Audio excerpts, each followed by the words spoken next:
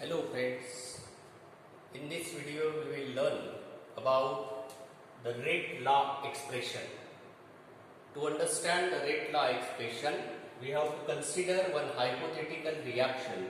A moles of A plus B moles of B reacts together to form the product C mole of C plus D mole of D, where A, B, C and D, these are the stoichiometric coefficients. For this reaction, the rate of reaction is directly proportional to the molar concentration of reactant A to the power X and the molar concentration of reactant B to the power Y. Now in this case, this X and Y, these are the numbers which may or may not be equivalent to the stoichiometric coefficient A and B. Now, since here proportionality sign is there, this proportionality sign can be replaced by equality sign. Then the constant k is written over there and the equation will become rate equal to k into A to the power x into concentration of B to the power y. So, where this k is called as rate constant, and as I told you, x and y, these are the raised to power some number which may or may not be equal to the stoichiometric coefficient. For example, if we consider reaction that NO reacts with oxygen gas, twice 2 molecule of NO reacts with the oxygen gas to form NO2, 2 molecule of NO2 gas. When the mechanism of this reaction is studied experimentally and the rate of reaction is studied on the basis of experimental observation, the rate of this reaction is found to be K into concentration of NO square into concentration of O2.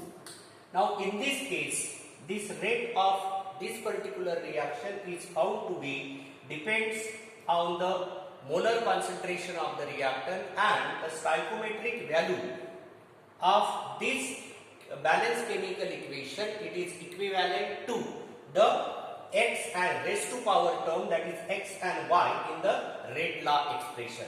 Now this rate law expression, on the basis of this expression, this rate law is defined as the expression in which the molar concentration of the product raised to some power which may or may not be equivalent to their stoichiometric coefficient. That is nothing but the rate law expression or rate law equation. Now in this reaction, this particular reaction, it is found that this raised to power is equivalent to stoichiometric coefficient. But whether it is applicable for all the reaction, let us see another example. In another example, CHCl3 gas, that is chloroform, reacts with chlorine gas. It forms CCl4 gas and HCl.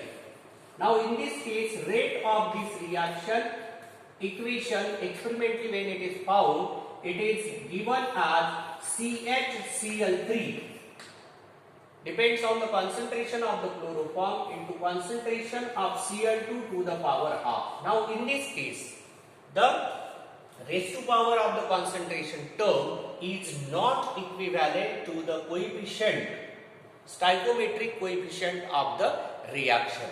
Another equation, if we say the electrolysis or the hydrolysis of the ester, that is CH3COO C2H5, this ester, that is ethyl ethanol ester, when reacts with H2O, it undergoes hydrolysis, formation of CH3COOH plus H2O. Now in this case, when experimentally it is found, the rate of reaction is proportional to the concentration of only the molecule of ester but independent on the concentration of the water molecule, and therefore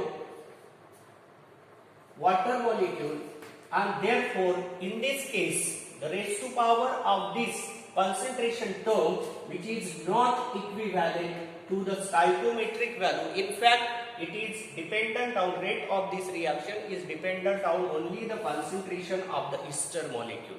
And that's why it has been found that it is not possible to write this rate law expression by mere observing the balanced chemical equation. Means theoretically, rate law expression cannot be written, it can be only determined experimentally. Thank you.